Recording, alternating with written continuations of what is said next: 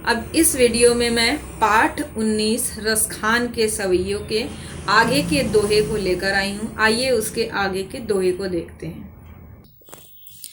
अब इस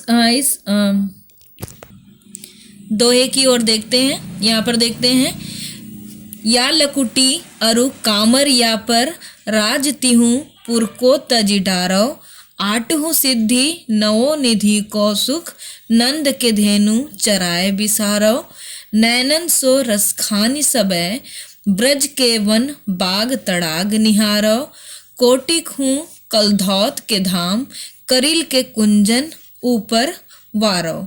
आइए इसकी व्याख्या देखते हैं। अब इस पंक्ति में यहाँ पर रसखान कवि हैं, वो ब्रज के लोगों के बारे में बता रहे हैं।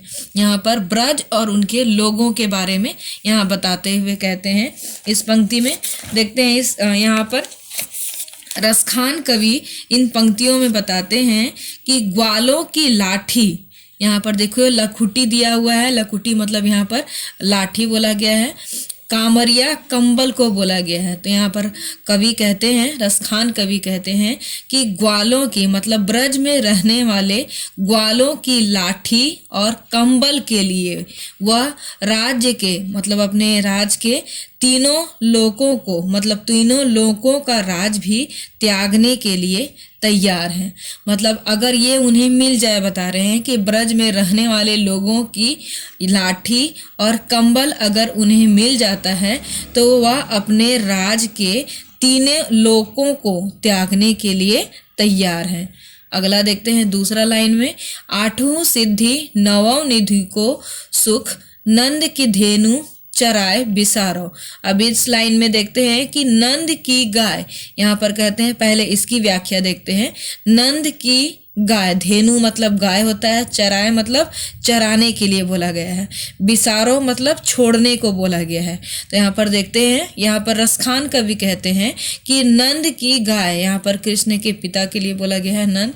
तो यहाँ पर बोलते हैं कि नंद की गाय अगर उन्हें चराने का मौका मिले, अवसर मिले, तो वह आठों सिद्धि में जिसमें बताया जाता है कि हनुमान जी को 8 सिद्धियां मिली थी, जिसमें अपने आप को वो छोटा कर सकते थे, बड़ा कर सकते थे।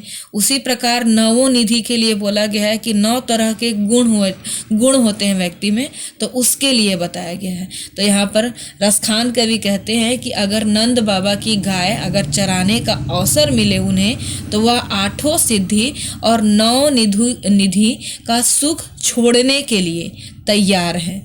नैनन सो रसखानी सबे, ब्रज के वन बाग तड़ाग निहारो।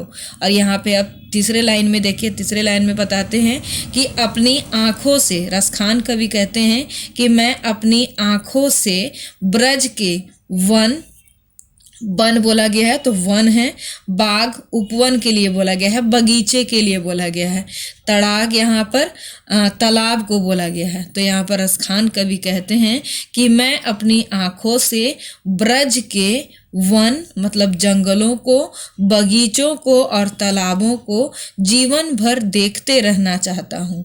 उनकी इच्छा है कि वह हमेशा इन दृश्यों को देखते रहें।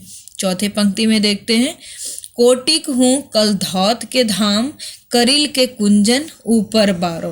अब इस पंक्ति में कहते हैं, चौथे लाइन में कहते हैं कि यहाँ तक कि ब्रज के कांटेदार झाड़ियाँ, ठीक है, यहाँ पर लास्ट चौथे वाले लाइन में कहते हैं कि वह ब्रज के कांटेदार झाड़ियों के लिए भी वे अपने 100 महलों के सुख को भी त्यागने के लिए, न्यौछावर करने के लिए उस पर तैयार है।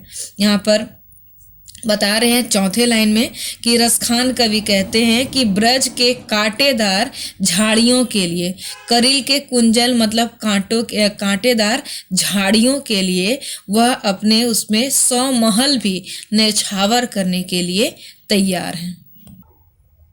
इस तरह यह दोहा भी पूरा होता है। आप एक बार इसे पढ़कर अवश्य देखें। धन्यवाद।